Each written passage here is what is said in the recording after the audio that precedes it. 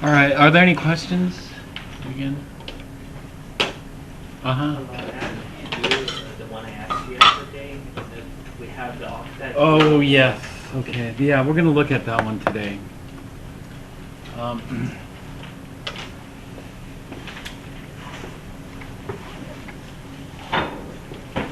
right, let's take a look at what's going on here with some more oxyacids. And so we're going to compare H2SO4 versus H2SO3 and analyze these two acids. We know one is a strong acid, the other is a weak acid, right? And so we want to be able to correlate that with structure. And so let's do H2SO first. Go ahead and draw the Lewis structure for H2SO4.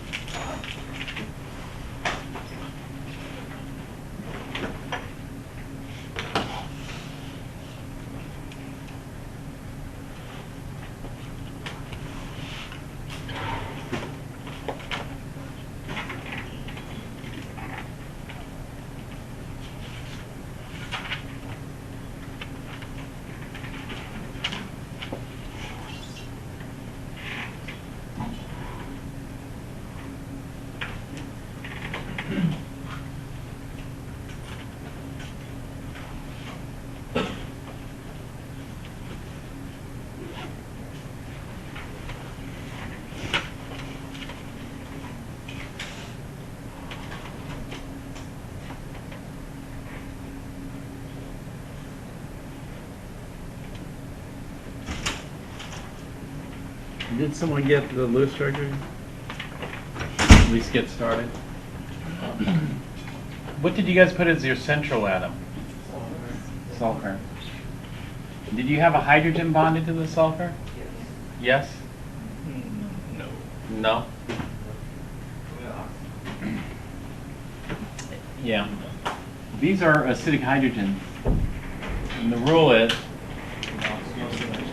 the most electronegative. Sulfur is not the most electronegative. We should have no hydrogens bonded to sulfur. Instead, we should have the oxygens. Do you like peroxide bonds? You guys know what peroxide bonds are? Oxygen, oxygen, single bonds. You like those? Like this? No, it's unstable. That's unstable. You don't want that. And so we're going to get 4 oxygens on the sulfur like this. And then we'll throw the 2 hydrogens on here. Like this.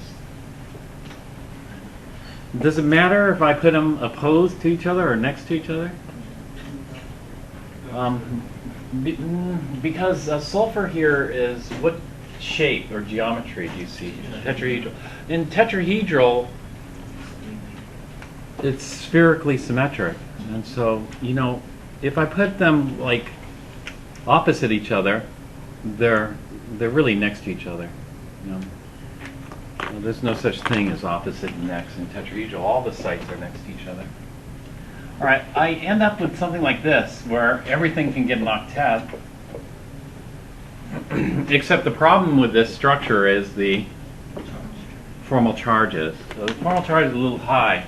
This is negative, and this is +2. And so we say that it has high formal charge. And so essentially sulfur is losing 2 electrons, oxygen gained 1, this oxygen gained 1. Costs energy. Right? And so this is why we don't think it's so stable. Can we expand the octet on sulfur? Yeah. What's the rule for expanding octets? 12 electrons. What's the rule regarding the periodic table? What elements can we expand the octet? Which ones can't we? Sulfur, boron, beryllium. Boron, beryllium, we cannot expand the octet.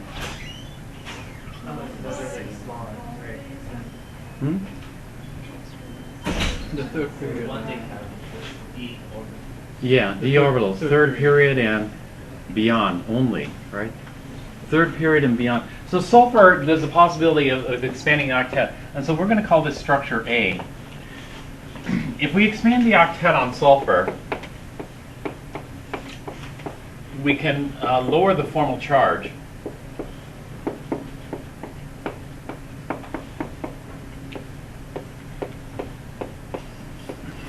Like this.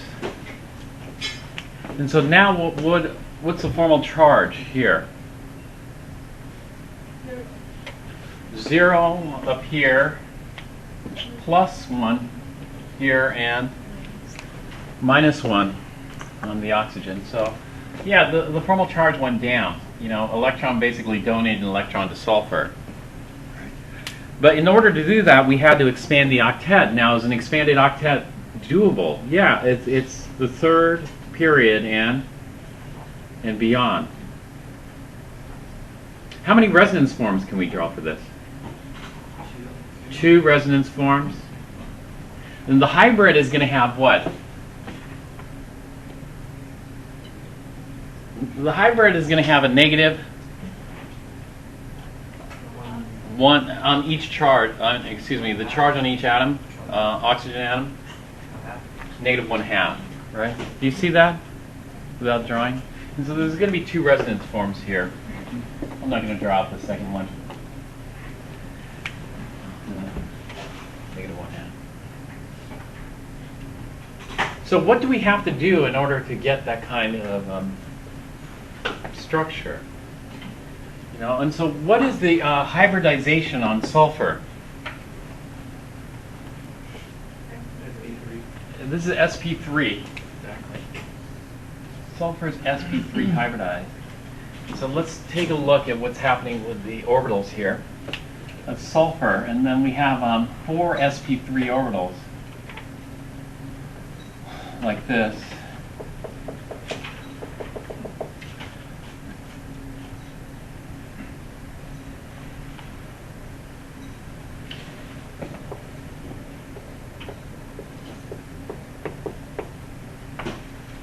Okay, how many electrons does sulfur have in this structure?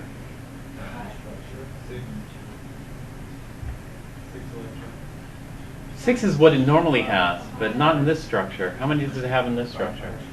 It only has 5. Why? Because of the plus formal charge. So let's fill these orbitals. 1, 2, 3, 4. Where do I put the 5th electron? Should I form a lone pair or what? No, it's going to go into a d orbital, and this is why we need the d orbitals here. Is this sp3d hybridization? No, this is sp3 hybridization with an unhybridized d orbital.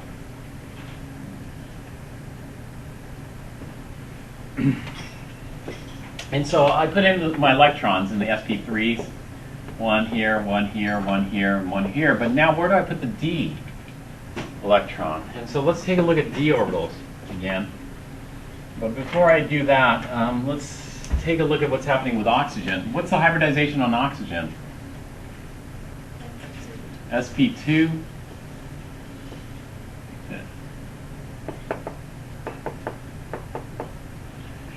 And then oxygen is going to have a p orbital where?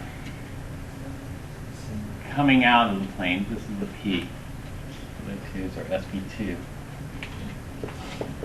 And so I have my sp2, sp3 sigma bond. Now I got to look at what the pi bond is. And so let's look at the dp pi bond. That's what we're going to have to do. If I take a d orbital, you remember they're like cloverleaf in shape, d orbital. This is just one orbital with 4 lobes. And the p orbital, this is the side view. And bring them together, I can get dp pi overlap. So doing that over here, this is what a dp pi bond looks like.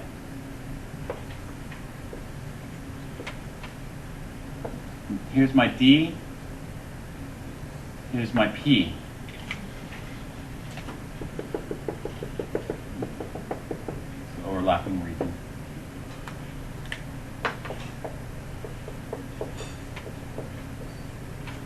And side V. What does the top view of this look like?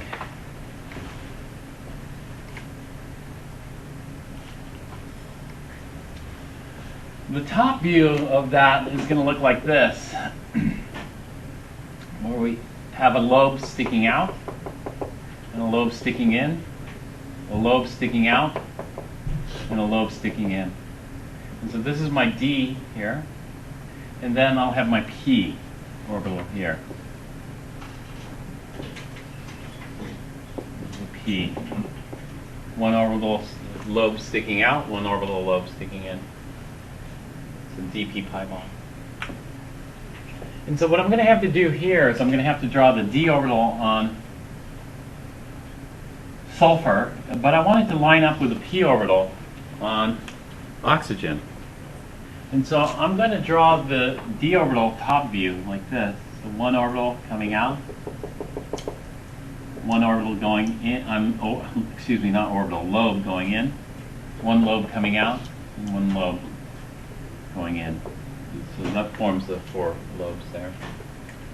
And so what I end up with here is a PD pi bond.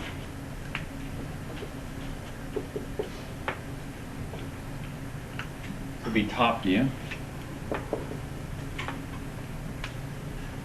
Okay, let's take a look at that side view. So I'm going to take this and then rotate it this way.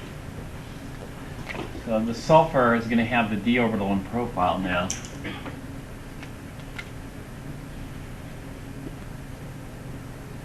going to have the 4 lobes like this. And the p orbital will be like this.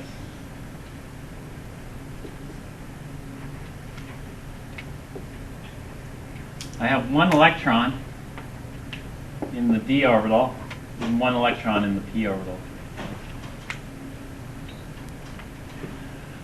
So what we have here is we have an oxygen coming in. The oxygen sp2 is going to come in and sigma bond with an sp3, and the oxygen p is going to come in and pi bond with the d. It's a pd pi bond.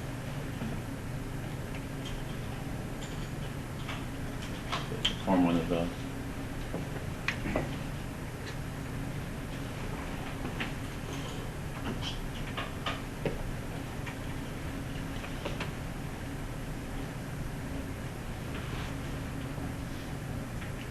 Okay, alternatively, we can lower the formal charge even further.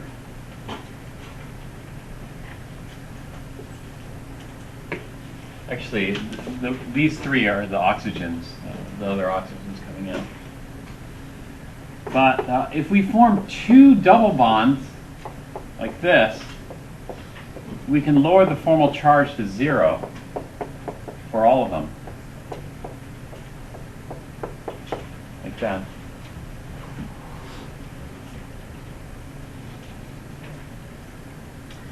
And so here,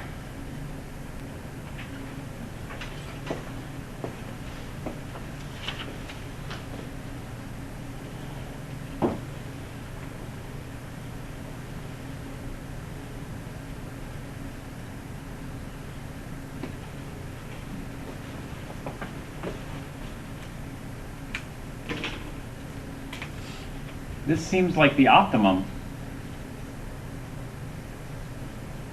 structure. So all the formal charges are 0. But at what cost? Well, the cost here is we're going to have to form a sp2, sp3 sigma bond and a p d pi bond. So we're going to have one p d pi bond here. This other oxygen is going to have to be an sp2, sp3 sigma, and what's this going to be? Now sulfur has how many electrons? 6. The 6th electron is going to go into the D. And so the second bond here is going to be a p d pi bond. P d pi bond. Now, what is the geometry around sulfur? Geometry is tetrahedral. And so the angle is 109. And so the situation is, okay, one PD pi bond, okay. But if we have two PD pi bonds, the angle between the d orbitals has to be, in order to adopt this shape, has to be 109. But normally the angle between d orbitals is 90. You know, because we have it in the xy plane. Let's say this is the dxy. And then we have the dxz and the dyz. And so the d orbitals are orthogonal, or 90 degrees to each other. And so now we have these two double bonds at a 109 angle. What does that mean? Well, that means, are we going to get a very good bond? That is, let's say I have a p orbital like this, and I want to sigma bond this, you know, to another p orbital. And normally to sigma bond it, you bring another p orbital like this, and we form a pp sigma bond, right? Between atom A and atom B. And so this is A bonded to B with a sigma bond. But what if the orbitals are offset at an angle? Let's say the p orbital on A is like this, but B, the p orbital is like this. Is this good orbital overlap? No, because the electron density is going out this way and up this way. And so this bond is kinked. Do you think kinked bonds like that are strong? You know, with poor overlap? No. And so what we have here is, because of the angles of this second PD pi bond is probably going to be pretty weak in terms of as a contributor. What we can always do is we can, you know, hybridize and get more or less D character in the molecular orbitals. But that's it. And so let's take a look at these three structures again, and then see. At one extreme, we have this expanded octet,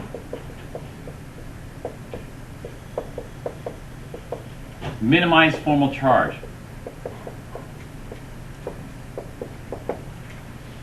At the other extreme, we have this structure.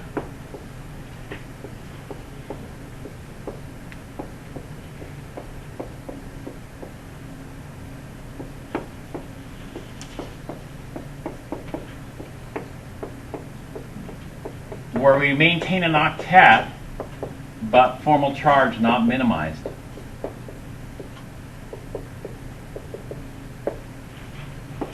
We ended up with +2, minus, and minus. And so these are the two extremes here. But which one do you think is the best structure out of these? The three that I listed. The best one, because the PD pi bonding, might be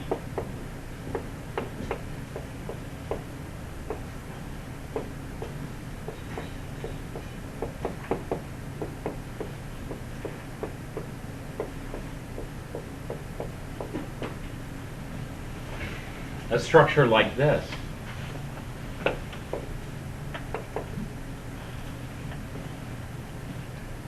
You know, something between the two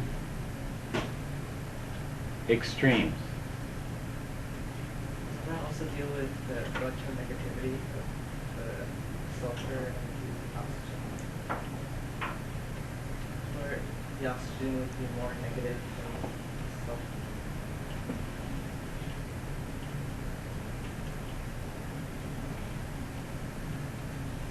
sulfur? How would you use electronegativity in this case?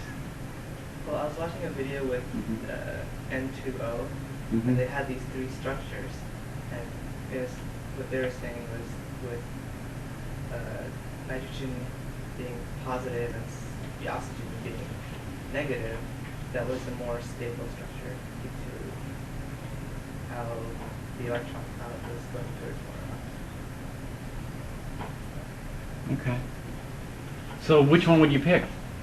Would you pick this one? The one in the middle. Why this one in the middle?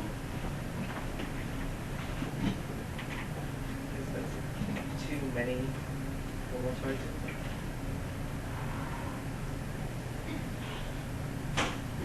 Plus pi bond strong. How come this oxygen gets to win the electron and this one doesn't?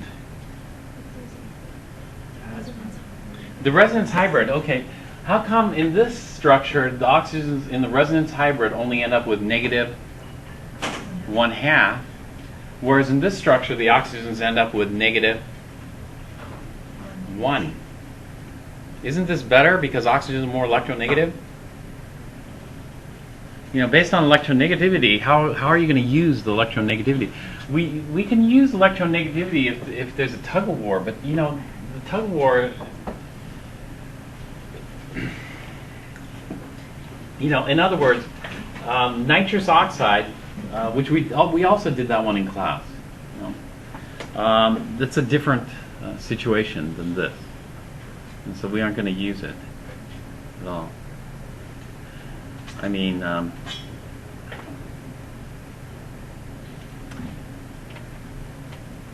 so which one do you think is the best structure out of these three?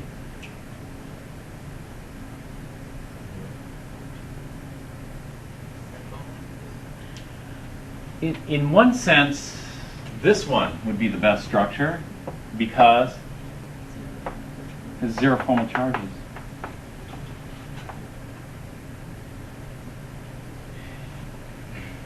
In another sense, this one would be the best structure because we don't have to expand the octet. We don't have to make use of the higher energy d orbitals. But probably the reality is something between the two extremes. Do you see that? It's probably the reality. And so this one might be tough because of the two PD pi bonds. But as far as analysis goes, you know, the easiest one to analyze is not going to be this one here. It's either going to be this one or that one there. And so when we compare it with sulfurous acid, we'll probably just stick with this one, just expand the octets. That way we only have to deal with oxidation state rather than oxidation state plus formal charge or just formal charge. And so let's take a look at an example, another example that we talked about earlier. So which one is preferred? Which one is preferred? Tell me. Okay, let's look at another example. PCl5.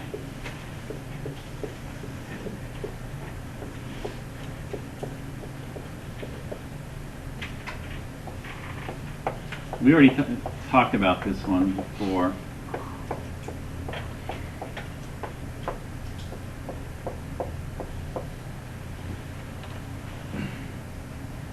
PCl5, this is expanded octet.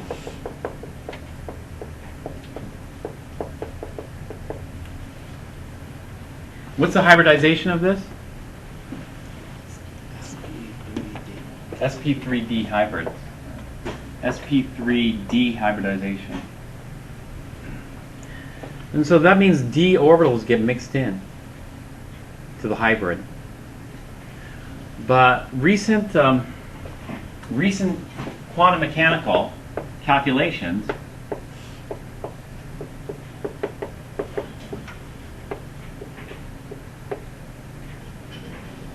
suggest very little d character. In other words, d really doesn't get mixed in that much.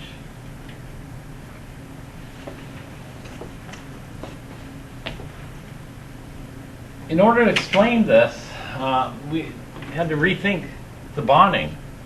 And so the bonding on this may be something similar to this.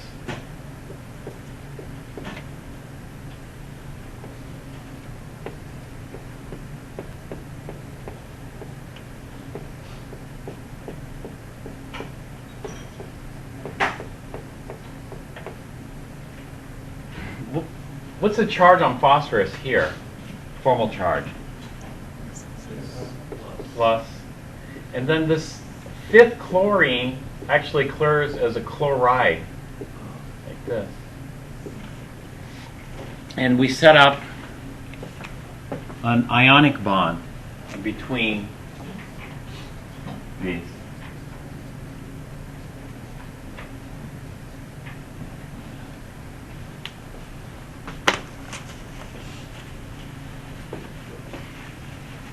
How many resonance forms for that can we draw up?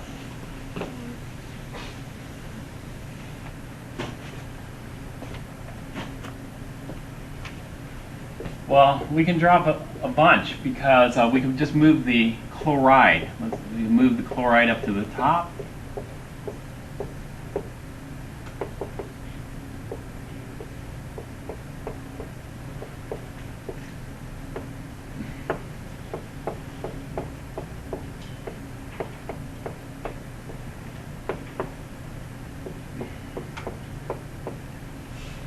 Etc.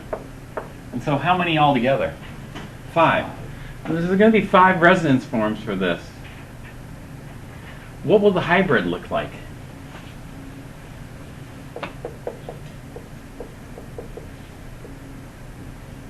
The hybrid is going to look something like this.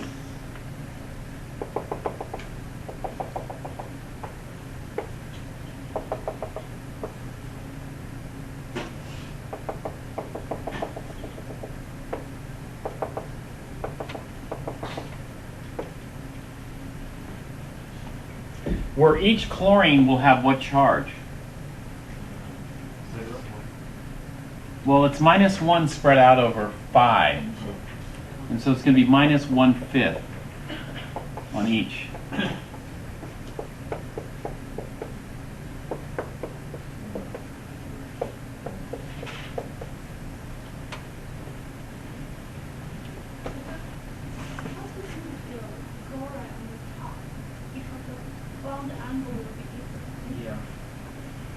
Yeah. The bond angle is going to be different, but it's okay. Just put it. It's going to be in all 5 positions. It's not like a lone pair where they're going to have major repulsions.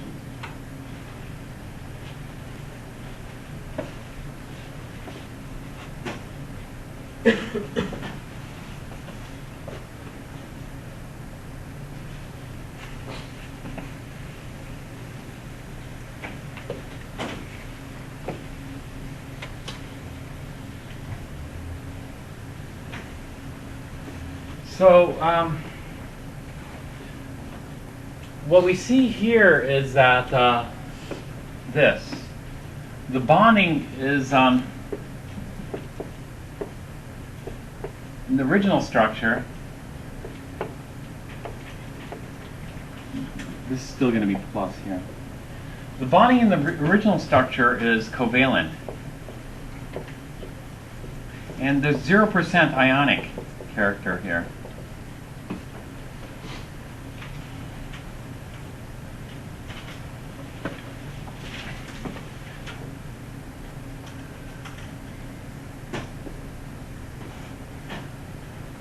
Over here, we're going to have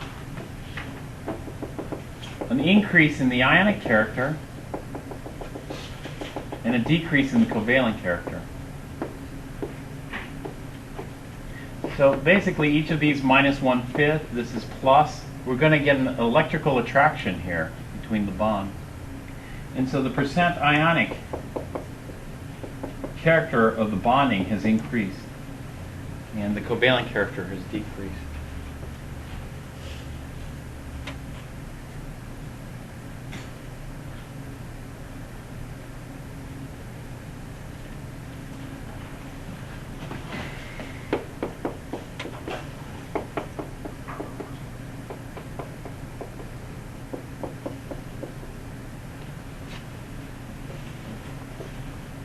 And so where does it lie? Well, where it lies is if there's not that much D character in the bonding, then it's probably not 100% covalent. There's, the more ionic character that we have in here, the less D orbital we need to hybridize in there. We can just hybridize the S and the P's, come up with it. Okay.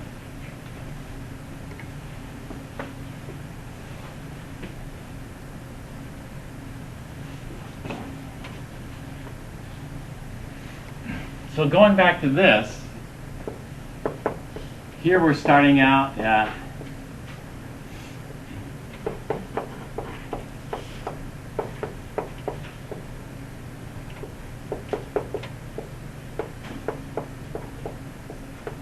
here is covalent bonding. All the formal charges are 0. And then we can maximize the amount of ionic character in there.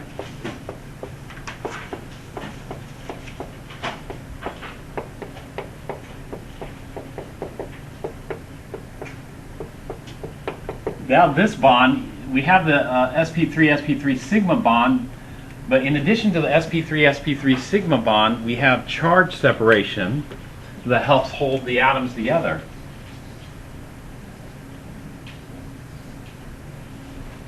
And so we got the covalent part and we got the ionic part here.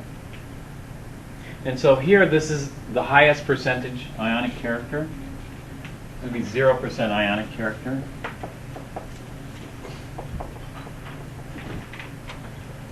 And we increase the percent ionic character.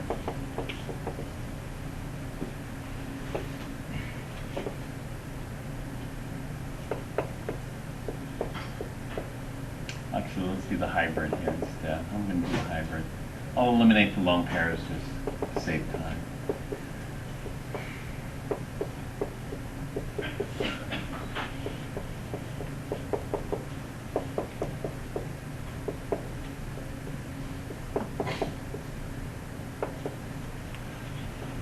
Okay, then we have some kind of intermediate range ionic character. Where's the reality of this? The reality is probably something between, somewhere in the middle here. Where you have, it's not 100% covalent, there's some ionic character in the bonding as well.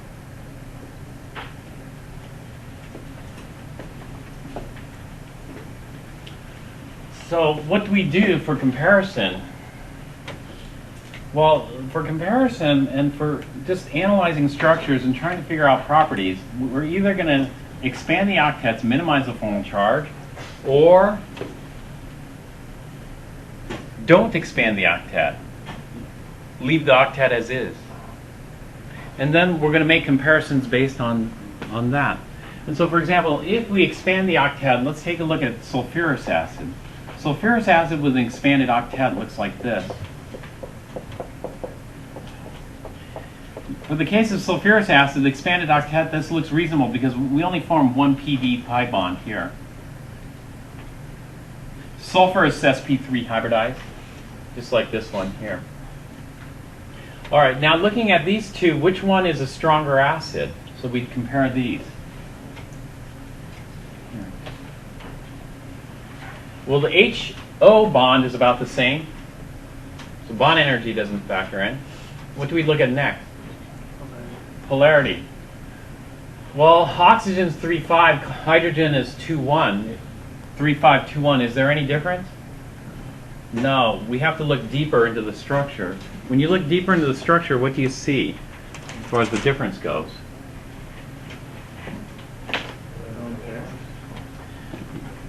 Well, the formal charges are all 0. Right? And so if you look deeper into the structure, what do you see for inductive effect? Yeah. This sulfur is getting pulled by these two, right? Yeah, they cancel each other. They don't cancel each other out. The bond dipoles do. Oh, I mean, if they're 180. This is 109. Let's do it a different way. Let's look at it based on the oxidation state. What's the oxidation state of sulfur here?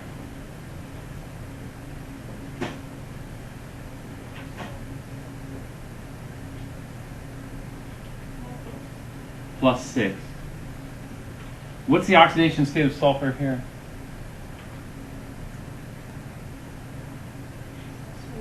+4. So having one less oxygen there means sulfur is going to be a little more electron rich. And so as far as inductive effect, which one's going to have a harder pull? +6 sulfur or +4 sulfur? +6. And so +6 sulfur is going to withdraw more electron density from the hydrogens, creating a bigger delta plus for sulfuric acid and a smaller delta plus for sulfuric acid. And so which one should be the stronger acid? Sulfuric acid. This is a strong acid. This is a weak acid. And it's because of the polarity of hydrogen.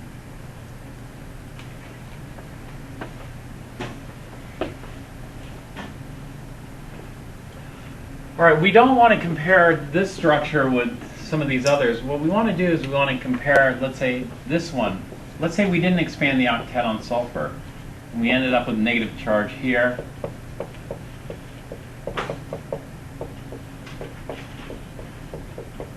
A lone pair here.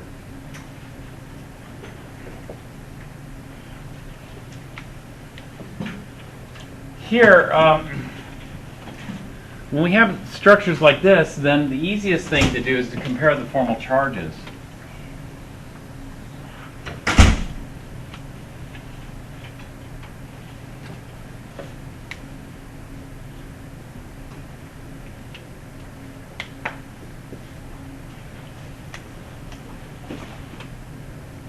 Which one should be a better acid?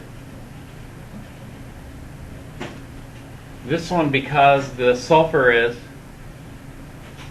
+2 compared to this one where the sulfur is +1. And so in sulfurous acid, the sulfur is more electron rich than in sulfuric acid. Sulfuric acid has a more electron poor sulfur. Does that make sense? So you know both formal charge and oxidation state. Yeah, so we use them best we can. All right, now actually the oxidation states are going to come out the same too. The oxidation states will tell us the same thing, but the numbers start to get all mixed up. When you start adding those in there.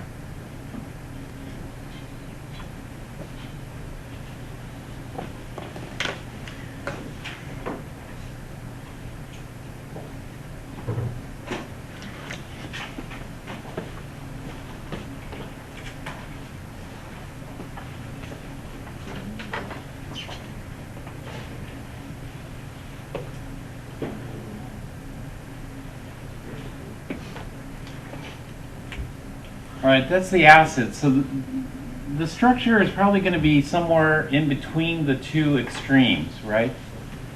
Because if you look at this, actually I shouldn't erase this one. I wanted to say one more thing here.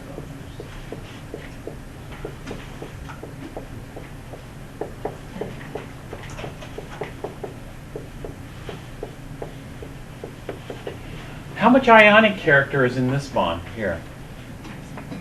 0. There's no charges on the atoms, right? And so this is 0% ionic. 100% covalent. over here, we're going to have the highest ionic character, because we got separation of charge.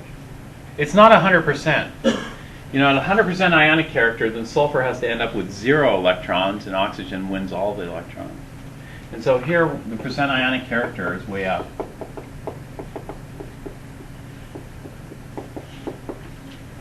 up.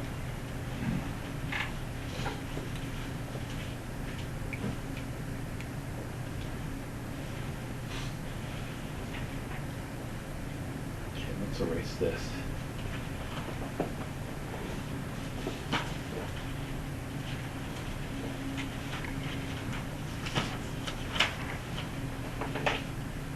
Okay, let's compare these two. Let's compare sulfate versus sulfite. Which is a better base? Can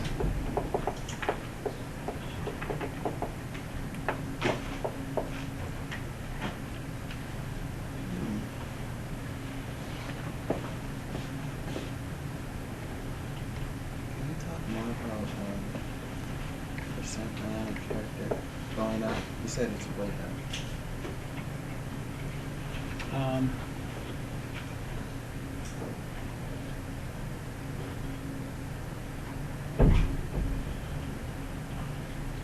Let's see.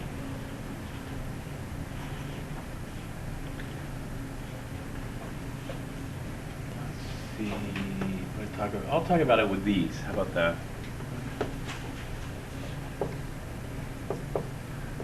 Let's look at sulfate. Minimize formal charge.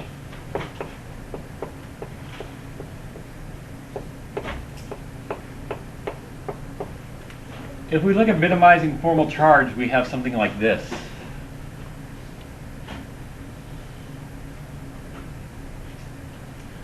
Let's look at sulfate with maintaining an octet.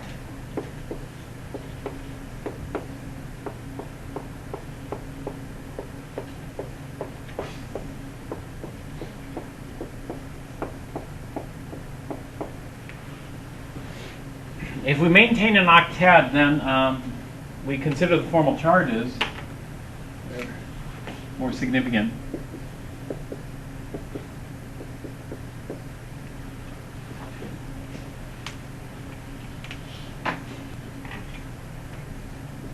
So which of these two structures has a greater percent ionic character in the bond, and how come? What is an ionic bond? Ionic bond is the attraction between positive and negative charged species. And so here we're going to have an ionic attraction because this oxygen has a negative charge, this sulfur has a positive charge, and so the oppositely charged atoms attract each other. In addition, there's going to be electron density.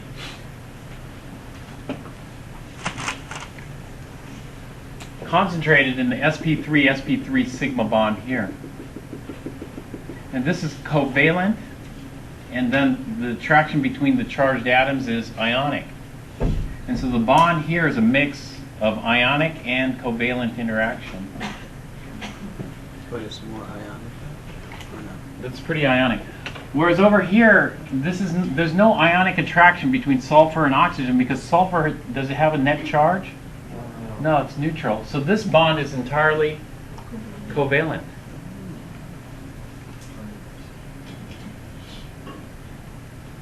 Can you deal with oxidation states too, or just formal charge? No, just oxidation state, then everything looks ionic because oxidation state The is, same as 100%. we're assuming 100% ionic.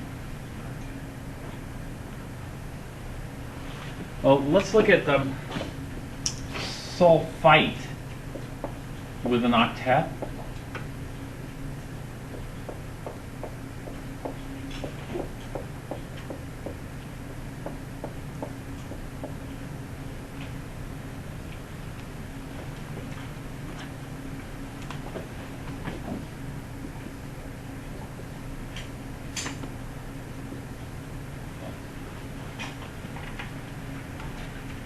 So what are we looking for in a base? A base should be able to attract an H+. And so which one of these two bases do you think will be better able to attract an H+? This one with 4 oxygens with negative charge, or this one with 3 oxygens with negative charge? Yeah, it looks like this one should be a better base because it's got a lot more negative charge. Okay. On the other hand, based on the inductive effect, this one would be expected to be weaker because the sulfur is +2 here, which sucks electron density away from the oxygen. Over here, the sulfur is +1. And so when we're looking at base strength, these two are kind of hard to analyze, aren't they? Whereas, let's take a look at this.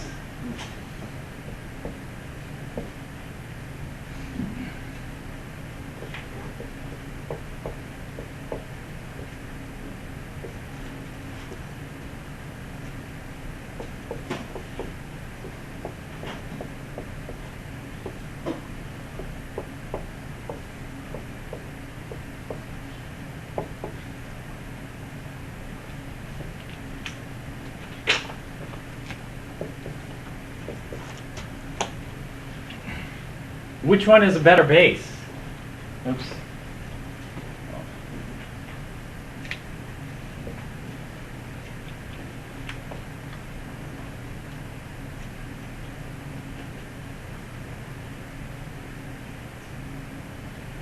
This one?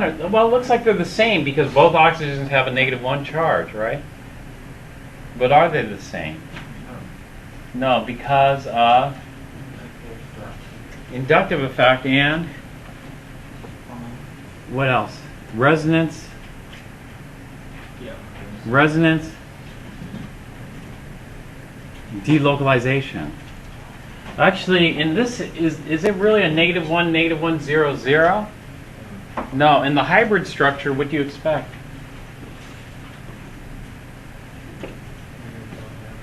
Yeah, in reality, in the hybrid structure, we expect -1/2, -1/2, -1/2, -1/2 in the hybrid.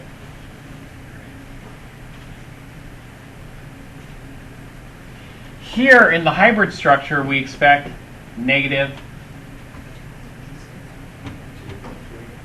-2/3, -2/3.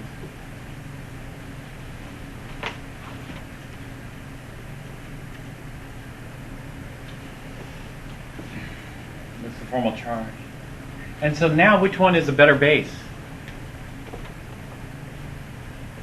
It's this one here. This is the better base because this has a greater amount of negative charge on the oxygens. When you compare these, is it so easy? When we look at the amount of negative charge on the oxygens, it looks the same, similar. We have to go to the inductive effect to see this. Over here, it's pretty obvious to see that this one is going to be it. So how do you figure which approach you want to start off with figuring it out? Okay, so let's sum it up then. For analyzing properties, it's much easier just to go ahead and minimize the formal charge and expand the octet for analyzing. So again, for analyzing properties, just go ahead and minimize the charge, expand the octets.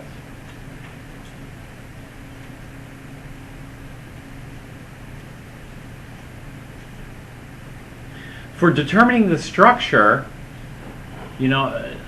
for determining the structure, you should at least write the two extremes. On the one hand, we could go without expanding the octet, but the formal charges are kind of high. A +2 charge is high. So we draw the two extremes, not an expanded octet and a fully expanded octet, and then saying that the reality could lie somewhere between. For example, the oxygen might not be -1/2, it could be somewhere between -1/2 and -1, depending on how much ionic character is found in those bonds. Because over here, we don't have any ionic. The sulfur is neutral. And so there's no ionic interaction here. And so depending on how much ionic character we have. And then we have other factors like the PD pi bond. You know, multiple PD pi bonds are difficult.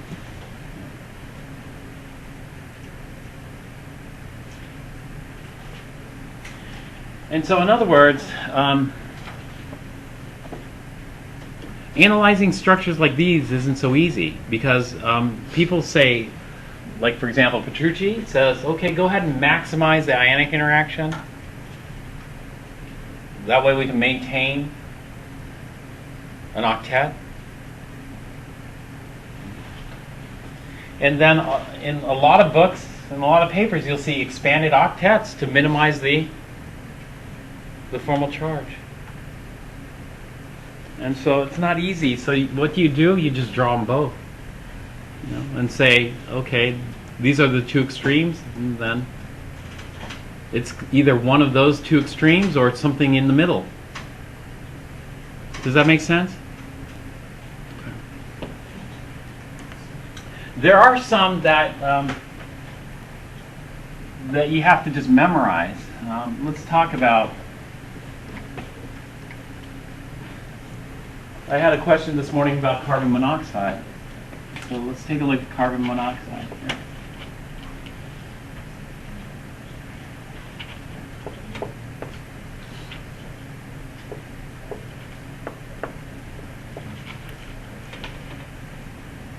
Carbon monoxide has a structure like this. This is what we call less than an octet. And so what we do is we'll make an octet. But if we make an octet, something weird happens with carbon monoxide. The weird thing that happens is this. The formal charge. What are the formal charges? What's the formal charge on carbon here? -1. And the formal charge on oxygen? +1. +1. What's weird about that? Yeah, the positive is on oxygen, the negative is on... So what's the story? The story is that carbon took an electron from oxygen. Does that make much sense? No. Whereas here, the formal charges are 0 and 0. If the charges are 0 and 0, then that's better, except the problem with this structure is no octet. And so what should we do? Should we go less than an octet? In between. Or should we go an octet? Maybe it's somewhere in between the two extremes. But it's closer to this. In other words, we're going to make an octet, but the formal charges are not good.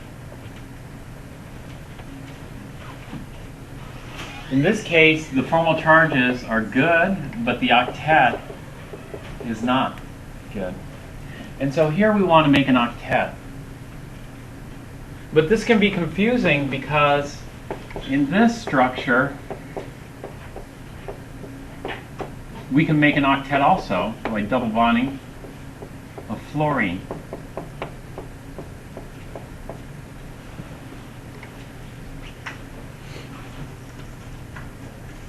But we know this doesn't happen because the formal charges would end up like this.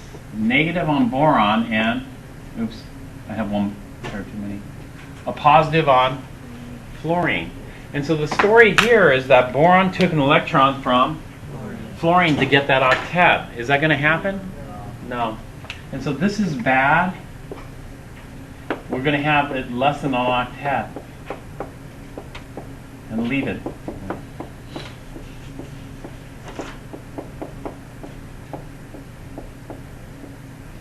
And so what is the simple rule? The simple rule is that fluorine never forms more than one bond.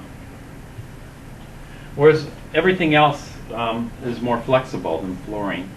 And so in this case, oxygen sacrificed to get carbon's octet. This results in some unusual properties. Carbon monoxide is a powerful or a strong Lewis base. It's a strong Lewis base because of this negative charge on carbon. You know, there's another strong Lewis base that looks very similar to this. It's cyanide. And cyanide has a negative charge on the carbon here, not on the nitrogen. It's, again, this is unusual too, but it's unusual because we want to have an octet. And so cyanide here. And so cyanide is also a strong Lewis base because of the negative charge on the carbon. Both cyanide and carbon monoxide are very poisonous because the Lewis bases that want to bind to a Lewis acid, and one Lewis acid is in your blood, hemoglobin, and so the cyanide or the carbon monoxide can bind to hemoglobin and prevent oxygen from binding to hemoglobin. Can you draw the Lewis structure for hemoglobin? No, it's too complicated. Oh, okay. Hemoglobin, I can draw the simple part. It has an iron 2 in the middle. And iron 2 is what this thing attaches to. And then there are other things here that are bonded to it.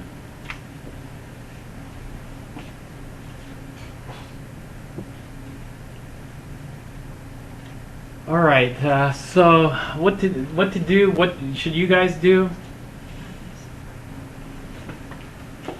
That's not such an easy question to answer. What would you do in this scenario? What do you think most people do in this scenario here? Expand the octet. Yeah.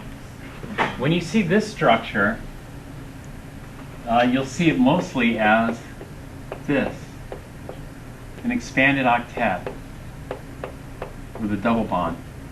And this double bond is kind of interesting because what kind of bond is it? It's a sp3, sp2, sigma, and a, yeah.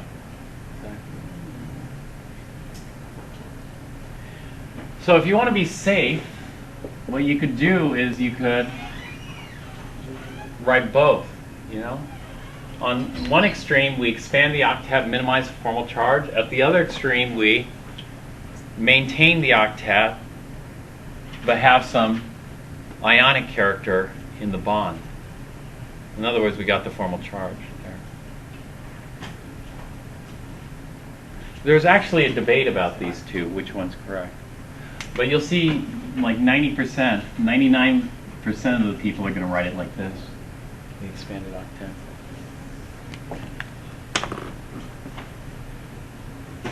All right, so that's an advanced topic in chapter 11. Can I ask something? Uh-huh. What if we made the double bond with the chlorine, not with oxygen? That's impossible, yeah. That's a good question. Why not make it with chlorine Yeah. instead of oxygen? Is it chlorine more electronegative? Well, the problem is this. Take a look at what happens to the formal charges if you were to do that.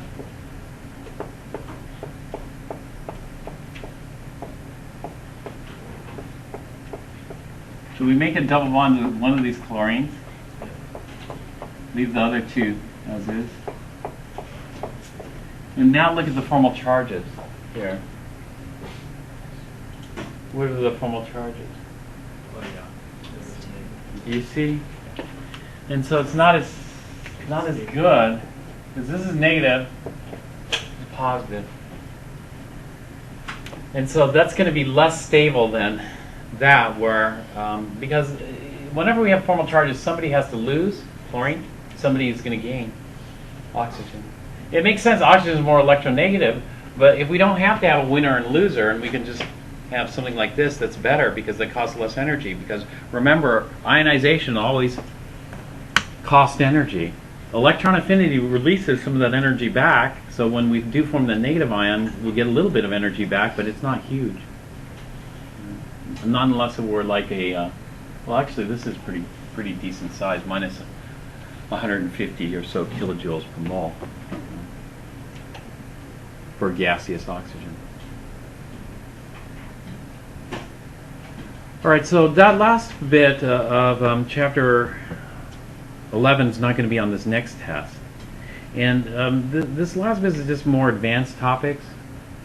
You know, it's not, a lot of this is a moot point because a lot of this, what they want to do is they want to use quantum mechanical calculations, full quantum mechanical calculations. When we use full quantum mechanical calculations, are we dealing with atomic orbitals anymore? No, we're dealing with molecular orbitals. And so, you know, we're doing this by hand to get some kind of idea, but the reality of it is it's a little different because we actually use MOs. And so what is the MO going to look like? Is it going to be similar? This is like oxygen, you know, O2 versus valence bond versus MO theory. It's a little different. Yeah. Do you see this field moving any further past quantum mechanics? Do I see this field moving further past quantum mechanics? Yeah. Well, in physics, they're looking for, you know, one theory for everything, right? And so, in that sense, yes, then the field could move past quantum mechanics. But in another sense, I mean, there have been some movements past quantum mechanics. Like a lot of people say, "Oh, quantum mechanics, that's not the theory of chemistry." You know what the theory of chemistry is? Relativistic quantum mechanics. You know, so I think relativistic quantum mechanics versus quantum mechanics, yes, relativistic quantum mechanics is probably more comprehensive because you can deal with bigger atoms, with higher energy electrons. But, you know, it's not a different theory. It's just a theory that, you know, regular version of quantum mechanics just assumes that, you know, none of the electrons are approaching the speed of light. You know? And that works pretty good. But do I? No. No. It doesn't have to move much beyond quantum mechanics because quantum mechanics has been incredibly successful for. In fact, people are still using quantum mechanics to make new predictions all the time. You know, especially in the field. In the field that I was working in, which is magnetic resonance, you know, nuclear magnetic resonance.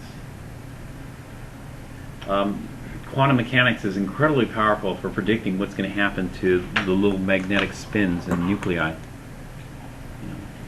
And then it's so successful that they, you know, and nuclear magnetic resonance is important because MRIs are based on nuclear magnetic resonance. And so they offer a class, you know, they offer a class called quantum mechanics for MDs, you know, so that people who are looking at MRIs can understand about signal to noise, artifacts.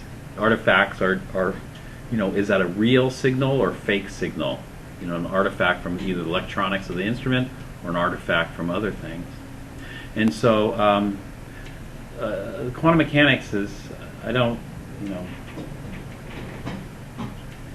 but then the theoretical physicists are always worried that, you know, maybe one day somebody will see something that quantum mechanics can't explain, and therefore we have to trash quantum mechanics and start either new or start with a modification. And so there was, well, it had to do with relativity, and so they modified quantum mechanics to account for that. You know? And so these little modifications didn't mean they threw it out. It's like classical physics. Do I see classical physics being abandoned? It should be abandoned because it was just plain wrong. Classical physics could not explain the hydrogen lamp. But you spend 2 semesters, maybe even over a year, studying classical physics. So why waste all that time studying classical physics when ultimately it's wrong? Yeah. Well, classical physics, it turns out, is not wrong as long as you're dealing with large objects. You know, large objects, electrons. You know, does the wavelength of the electron matter much when the object is large? Is it quantized? No, adding a half a wavelength in a large object is no big deal, right? Whereas in a very small object, adding a half wavelength is a big deal because that's going to be a big jump in energy, right?